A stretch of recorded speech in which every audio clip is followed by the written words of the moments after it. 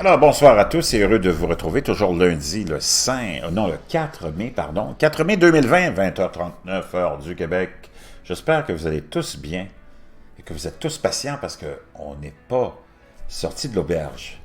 On va aller tout de suite voir ensemble une nouvelle qui m'a été partagée par Jean-François, un compatriote québécois. Et la nouvelle va comme suit, ça nous vient de la presse. Une caméra thermique dans un IGA. Imaginez-vous, la photo tirée de la page Facebook du IGA de Saint-Lambert, de Lauzon. La caméra thermique de l'IGA, pour les cousins français, parce que c'est une chaîne de supermarchés de Saint-Lambert, de Lauzon, qui a été désactivée jusqu'à nouvel ordre, affiche l'image infrarouge des clients sur un moniteur à la vue de tous. Leur température est indiquée juste au-dessus de leur visage. 36,3 pour lui, 36,5, 36,5, 36,8. Une épicerie IGA de Saint-Lambert-de-Lauzon, près de Québec, a installé ces derniers jours une caméra de détection thermique dans son hall d'entrée afin d'alerter les employés lorsqu'un client fait de la fièvre. L'initiative a vite été suspendue, mais risque de se répandre dans d'autres commerces alors que le déconfinement s'amorce, indique une avocate spécialisée en droit à la vie privée. Tous les détaillants s'en vont. C'est Tristan Péloquin, une marionnette de service qui nous amène cette information-là, affirme l'avocate Éloise Gratton, spécialiste en cybersécurité et protection de la vie privée du cabinet BLG. Elle est elle-même en contact avec certains gros détaillants et avec des autorités réglementaires canadiennes en protection de la vie privée pour implanter cette technologie conformément aux lois. C'est clair que ça dérange, reconnaît l'avocate. Les gens ne comprennent pas ce qui est collecté comme données et acceptent mal qu'on limite leur déplacement sur la base d'informations qui ne sont pas nécessairement fiables. Il y a cependant une façon de le faire correctement. Les caméras thermiques risquent de se répandre dans les commerces alors que le déconfinement s'amorce, croit une avocate spécialisée en droit. Et dans le cas de l'IGA de Saint-Lambert-de-Lauzon, la caméra thermique, qui a été désactivée jusqu'à nouvel ordre, affiche l'image infrarouge des clients sur un moniteur. À la vue de tous, leur température est indiquée juste au-dessus du visage. C'est par ailleurs un logiciel d'intelligence artificielle qui détecte où sont les yeux et le nez des passants afin de déterminer le meilleur endroit pour mesurer la température. Nous sommes fiers d'être les premiers à offrir au Québec une détection thermale instantanée d'un des symptômes de la pandémie actuelle, soit la fièvre, a écrit le commerce sur sa page Facebook vendredi soir dans un billet qui a été supprimé peu de temps après sa publication. L'adoption de la technologie vise à sécuriser la clientèle et les employés et à réduire considérablement la propagation de la maladie, ajoutait le billet. Le propriétaire du commerce n'a pas voulu répondre aux questions de la presse.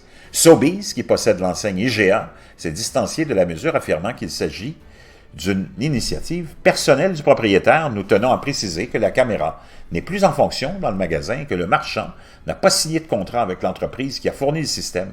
Pour le moment, il n'est aucunement question d'étendre cette pratique dans l'ensemble de notre réseau, a indiqué la chaîne de supermarchés dans une déclaration par courriel. Géogénération Incorporée, le fournisseur de l'appareil, assure qu'aucune des données captées par la caméra thermique n'est conservée. Le système n'est même pas connecté au Wi-Fi, alors il n'y a aucun risque qu'il soit piraté. Il est aussi réinitialisé chaque soir à minuit, assure le propriétaire de Géogénération, Danny Wickham. C'est bulletproof, nous dit-il. Selon ses explications, le système déclenche automatiquement une alerte lorsqu'une personne fiévreuse est détectée. Sa photo infrarouge s'affiche alors sur le moniteur pendant à peu près 15 minutes, explique M. Wickham. Afin de permettre au personnel de localiser la personne, les employés sont ensuite invités à aborder le client et à lui fournir un formulaire d'autodiagnostic si la personne est jugée à risque d'être infectée par la fameuse maladie. Elle est dirigée vers du personnel médical compétent. Personne ne se fait virer de bord, assure M. Wickham, mais je vois bien mal quelqu'un qui fait 38,2 de fièvre continuer à progresser dans le commerce, reconnaît-il toutefois. Il affirme que son entreprise aura dès lundi des avis juridiques démontrant la légalité de la technologie. Selon l'avocate Danielle Olofsson, chef du département de protection de la vie privée au cabinet BCF, Afficher la température à la vue de tous, c'est une rupture totale de la confidentialité des données médicales. Si tout le monde peut connaître la température des clients, il y a un problème. C'est un renseignement de nature très délicate, dit-elle. Dès qu'il est question d'information médicale, on entre dans un domaine très contrôlé. Ce n'est pas le supermarché du coin qui peut s'improviser service de santé. Il faut des balises particulières. L'avocate Héloïse Gratton estime pour sa part qu'il y a moyen d'utiliser ce genre de technologie sans brimer les droits des clients. Il faut que les clients soient avertis d'emblée qu'on récolte ce genre d'informations, qu'on leur dise pourquoi on le fait et comment on traite ces données, insiste-t-elle. La discrétion est aussi de mise. Il ne faut pas que ce soit humiliant pour le client qui se fait détecter comme fiévreux. Une personne peut avoir un cancer ou avoir couru avant d'entrer dans le magasin. Toutes sortes de raisons peuvent expliquer sa fièvre, souligne l'avocate. Les commerces doivent donc s'assurer d'offrir une autre option aux clients. Est-ce qu'offrir un masque et des gants est suffisant? Est-ce qu'on peut diriger la personne vers la plateforme en ligne? Ce sont des questions que les commerces doivent se poser. La propagation de ces technologies devient cependant inévitable, croit Madame ou Maître Gratton.